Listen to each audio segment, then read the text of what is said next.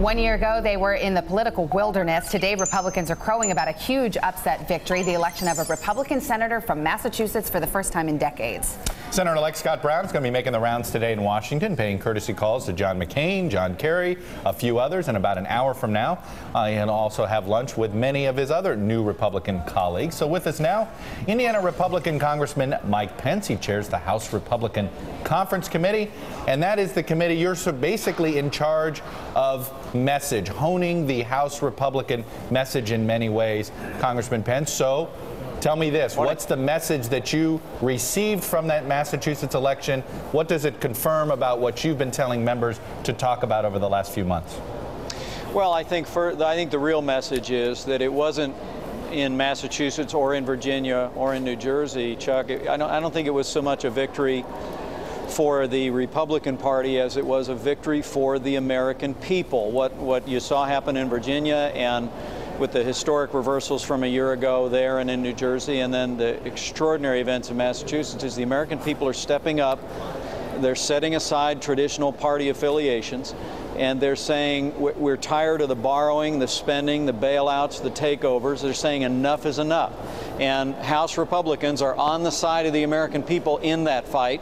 In the last year, we've battled against runaway spending, failed economic policies, the big government schemes for energy, and of course the government takeover of health care. And so our message isn't so much that it was a Republican victory there or in the other two states. This is a victory for the American people, and House Republicans are on the side of the American people.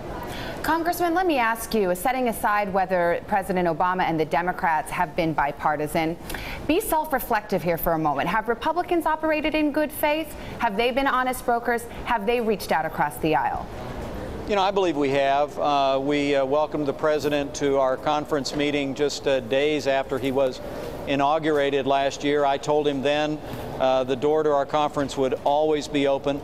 Throughout the year, we offered substantive Republican alternatives on the economic stimulus, on the budget, our all-of-the-above energy alternative, and on health care reform. We offered a substantive alternative that would lower the cost of health care and not grow the size of government. But recognizing that the Democrats are the ones in power, would you cede ground? Are you willing to meet them halfway?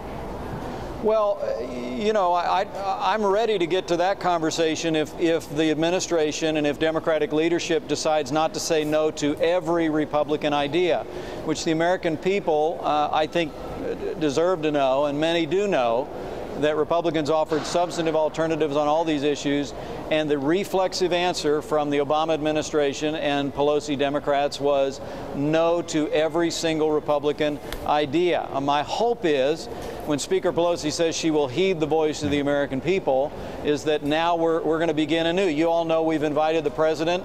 Again, that open door. We've invited the president to come to our Republican retreat in a week. And we'll hear his ideas, but we're going to present, and he is coming, Chuck. Yeah. But we're going to take that opportunity to remind the president of all the alternatives that we put forward and our desire to work with him to secure this nation, get this economy moving again, and put our fiscal house in order. Well, it sounds like both parties are battling to define what is meeting in the middle. But before we let you go, Congressman Pence, how seriously are you considering a challenge to Evan Bayh in 2010? The filing deadline in Indiana is coming up in a matter of weeks. So give us a... You can reveal it here first. Well, you're going to tell us now, or at least tell us how seriously you're considering it.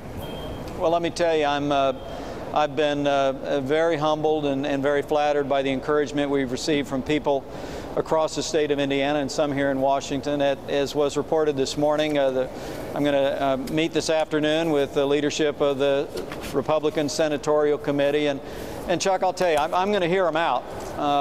But my focus right now, as I stand in front of you today, is serving the people of Eastern Indiana and Washington and doing everything in my power to hear that voice of the American people and elect a Republican majority to the House of Representatives in 2010. I believe we can do that. I'm not ruling anything out. I'm gonna have an open mind this afternoon. But my focus is serving Indiana and electing a Republican majority, which I believe we can do. Sounds like John Cornyn has his work cut out for him later this afternoon in convincing you to do this, but we'll let you make that, reveal your decision with us. Yeah. Thank you, Congressman Pence, for being with us. Thank you both.